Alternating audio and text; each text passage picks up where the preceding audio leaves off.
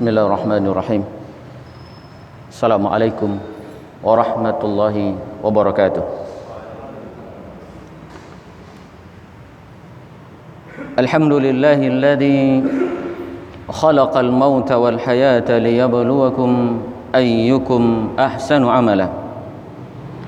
Asyhadu an la ilaha illallah wahdahu la syarika lah wa asyhadu anna Muhammadan abduhu wa rasuluh sallallahu alaihi wasallam la nabiyya ba'da amma ba'du.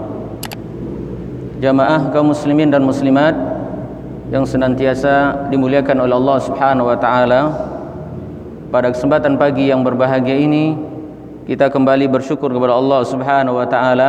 Alhamdulillah, Allah Subhanahu wa taala senantiasa memberikan nikmat demi nikmat kepada kita bersama. Alhamdulillah, Allah mudahkan kita untuk melakukan ketaatan. Apalagi ini adalah termasuk hari-hari yang istimewa, hari-hari yang diagungkan oleh Allah Subhanahu wa taala, 10 hari terakhir di bulan Ramadan. Wal fajri wa layalin ashr. Kata Allah Subhanahu wa taala, demi fajar dan demi malam yang 10, demi hari yang 10. Ini adalah hari-hari yang agung, hari-hari di mana kita dianjurkan untuk bermujahadah, bersungguh-sungguh untuk melakukan ketaatan kepada Allah Subhanahu wa taala. Ini adalah hari-hari puncak kita melakukan ketaatan di bulan Ramadan, untuk menjadi seorang pemenang, untuk menjadi seorang yang bertakwa, la'allakum tattaqun. Mudah-mudahan Allah Subhanahu wa taala memberikan taufik dan hidayah serta pertolongannya kepada kita bersama. Amin amin ya rabbal alamin.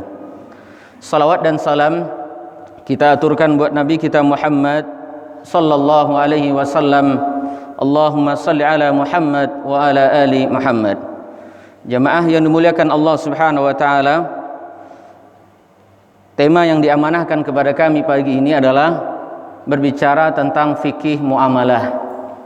Berbicara tentang fikih muamalah. Allah Subhanahu wa taala berfirman di dalam surat Al-Baqarah ayat 208. A'udzu billahi minasy syaithanir rajim. Ya ayyuhalladzina amanu dukhulu fis-silmi kaffah wa la tattabi'u khutuwatisy syaitan innahu lakum aduwwum mubin. Kata Allah Subhanahu wa taala, hai orang-orang yang beriman. Ini adalah khitab kepada orang beriman. Allah memanggil orang-orang yang beriman, orang-orang yang memiliki keimanan. Udkhulu fis-silmi kafah. Masuklah kalian ke dalam Islam secara sempurna. Ini perintah kepada kita orang beriman, bagaimana kita menjadikan seluruh aspek kehidupan kita semuanya Islami. Makanya seorang ulama menjelaskan, seorang mufassir menjelaskan tentang makna ayat udkhulu fis-silmi kafah. Syekh Ali As-Sabuni beliau menjelaskan udkhulu fis-silmi kafah, udkhulu fi jami'i ahkamihi wa syara'ihi. Maknanya dalam kita diperintahkan untuk masuk ke dalam Islam, di dalam seluruh syariat Islam, di dalam seluruh hukum-hukum Islam. Maka yang Islami itu bukan akidah kita saja, yang Islami itu bukan akhlak kita saja, yang Islami itu bukan ibadah kita saja, tetapi apa saja aspek kehidupan kita harus Islami. Termasuk di sini persoalan muamalat, hubungan kita dengan sesama manusia. Bagaimana hubungan tersebut dibangun di atas Islam, hubungan yang Islami. Karena banyak kita menemukan ada orang akidahnya Islami, ibadahnya Islami, muamalatnya enggak Islami. Cara dia berdagang tidak Islami, akad utang piutangnya tidak Islami, akad ijarah sewa menyewanya tidak Islami. Padahal tuntutan ayat di sini adalah kita Islami dalam seluruh aspek kehidupan kita.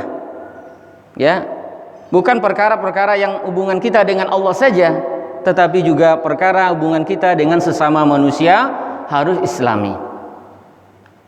Termasuk juga dalam pengelolaan harta, bagaimana harta itu dikelola secara Islami. Nah, di sini menunjukkan betapa Islam betul-betul agama yang sempurna mengatur segala tatanan kehidupan manusia.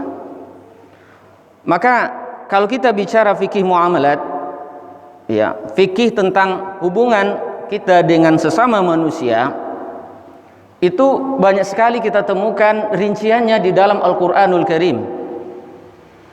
Allah berbicara tentang muamalat bukan satu ayat, bukan dua ayat. Allah berbicara tentang muamalat lebih dari 700 ayat. Lebih dari 700 ayat.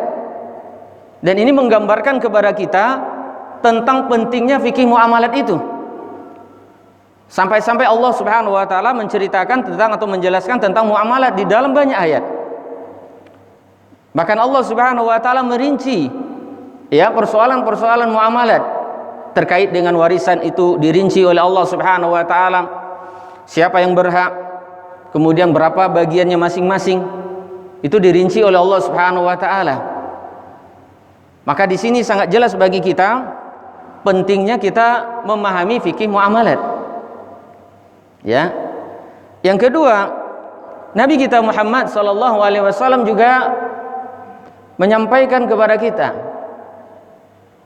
la ya'tiyanna 'alan nasi zamanun, akan datang pada suatu zaman di mana manusia la yubali, tidak peduli dengan apa yang dia lakukan, amin halal amin haram, apakah yang dia lakukan itu adalah dari yang halal atau yang haram. Ketahuilah jemaah yang dimuliakan Allah Subhanahu wa taala, potensi haram itu bukan dari hartanya saja.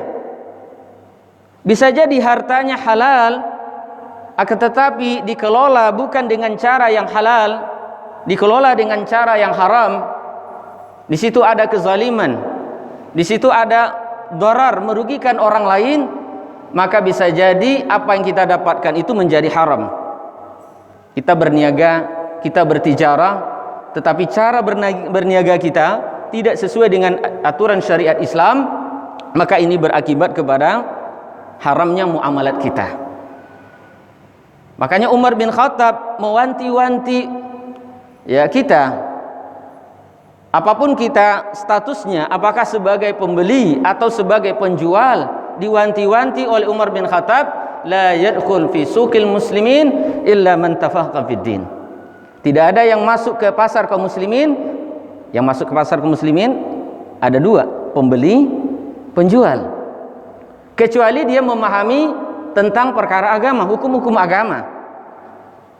Berarti kita yang dimaksudkan. Karena hari-hari kita ya selalu ke pasar. Apakah kita sebagai pembeli atau kita sebagai penjual? Maka di sini ya Umar bin Khattab menegaskan jangan ada yang masuk kecuali dia paham agama. Nah, kenyataan hari ini, apakah semua orang yang masuk ke pasar paham tentang persoalan agama yang terkait dengan jual beli? Tidak semuanya. Ya, mungkin pembelinya paham tentang agama, penjualnya tak paham. Atau sebaliknya, penjualnya mengerti, pembelinya tidak. Maka terkadang ditemukan banyak sekali pertikaian, pertengkaran ya antara dua orang ya di dalam muamalat ini karena salah satunya tidak paham atau keduanya tidak paham. Maka di sini kita harus memahami hukum agama tentang hubungan kita dengan yang sesama manusia terkait dengan harta kita, bagaimana cara mengelolanya. Ketika dikelola dengan cara yang tidak halal, maka kita melakukan perkara yang haram. Dan apabila kita melakukan perkara yang haram, kita dapat uang, kita dapat harta, tapi bukan dengan cara yang halal, maka akan memberikan dampak pengaruh di dalam kehidupan dunia dan akhirat kita. Jadi pengaruhnya ini luar biasa, berpengaruh kepada kehidupan dunia kita dan berpengaruh kepada kehidupan akhirat kita. Untuk kehidupan dunia kita, pengaruhnya adalah bisa jadi dengan muamalat yang haram tadi, dengan cara mendapatkan harta dengan cara yang haram tadi, itu menyebabkan doa kita tidak diterima oleh Allah Subhanahu wa taala. Ini di dunia. Bagaimana Nabi kita Muhammad SAW menjelaskan tentang seorang laki-laki yang melakukan perjalanan yang jauh, rambutnya acak-acakan, ya, kemudian dia berdoa kepada Allah Subhanahu wa taala di dalam perjalanan hajinya, tetapi doanya tidak diijabah oleh Allah Subhanahu wa taala. Persoalannya apa? Mat'amu haram, makanannya didapat dengan cara yang haram, ya, wa masyrabu haram, minumannya didapat dengan cara yang haram. Jadi ini sangat berdampak terhadap doa-doa yang kita panjatkan, ya. Memang Allah Subhanahu wa taala mengatakan, wa idza sa'alaka ibadi anni fa inni qarib ujibu da'watad da'i idza da'ani. Memang Allah katakan siapa saja yang berdoa akan diijabah oleh Allah Subhanahu wa taala. Tetapi kalau ada penghalangnya, dia melaksanakan muamalat haram, muamalat yang di dalamnya ada riba, maka ini berakibat kepada doanya tidak diijabah oleh Allah Subhanahu wa taala. Ini di dalam kehidupan dunia, pengaruhnya sudah dirasakan. Lebih-lebih nanti di kehidupan akhirat, bagaimana orang-orang yang bermuamalah dengan cara yang haram, tidak peduli apakah halal atau haram, maka dia akan berpeluang masuk ke dalam nerakanya Allah Subhanahu wa taala. Kalau kita melakukan muamalat tidak peduli dengan hukum-hukum Allah, tidak peduli dengan syariat Allah Subhanahu wa taala, maka ada kemungkinan besar kita melakukan yang haram, mendapatkan yang haram. Dan orang yang makan yang haram, maka kata Nabi SAW, fannaru aula bihi, maka nerakalah tempat yang tepat baginya. Maka ini ancaman keras jemaah, ya, bukan main-main ini. Ketika kita tidak mengerti masalah muamalat ini, kita mengelola harta tidak dengan cara islami, tidak cara Islam, maka ada kemungkinan kita melakukan yang haram. Dan ketika kita melakukan yang haram dan kita tidak bertobat darinya, maka Allah masukkan kita ke dalam neraka. Wal iyadu billah. Maka oleh karena itu, saya mengajak diri saya dan kaum muslimin dan muslimat, mari kita bersama-sama menggali lagi hukum Allah terkait dengan muamalat. Kalau masalah ibadah mungkin alhamdulillah kita sudah banyak memahaminya, tentang salat, tentang puasa, tentang wudu, banyak paham kita. Tapi masalah muamalat ini, masalah jual beli, masalah hutang piutang, ya, kemudian masalah sewa menyewa, ya, warisan, wasiat dan segala macamnya, mungkin banyak hal yang luput dari kita. Dan kita dituntut bagaimana kita ngerti dalam segala aspek agama ini. Ya, bukan dalam masalah akidah, ibadah dan akhlak saja, tetapi juga masalah muamalat yang hari ini barangkali ya dilupakan oleh sebagian kita. Ya, orang banyak bahas ibadah, banyak bahas akidah, banyak, tapi masalah muamalat ya terabaikan. Padahal itu juga penting, karena ini berkaitan dengan kehidupan kita di akhirat nanti. Lan tazula qadam 'abdin hatta yus'al an arba. Tidak akan bergeser kaki seorang hamba nanti pada hari kiamat sampai ditanya 4 perkara. Salah satunya adalah perkara harta. Min aina iktasaba, dari mana dia dapatkan harta tersebut? Apakah dengan cara yang halal atau yang haram? Terus kemudian untuk apa dia kelola? Untuk apa dia belanjakan? Masya Allah, ini depan belakangnya akan ditanya nanti pada hari kiamat. Sebelum pertanyaan itu ditanyakan kepada kita, maka kita dari sekarang sudah siap-siap menjawab pertanyaan itu dengan mempelajari fikih muamalat. Barangkali ini saja jemaah yang dimuliakan Allah Subhanahu wa taala, ya, yang bisa kami sampaikan tentang betapa pentingnya kita mempelajari fikih muamalat. Fikih muamalat ini bab yang besar, ya, tidak akan mungkin disampaikan dalam satu pertemuan. Yang jelas kita ingin sampaikan betapa pentingnya kita mempelajari fikih muamalat.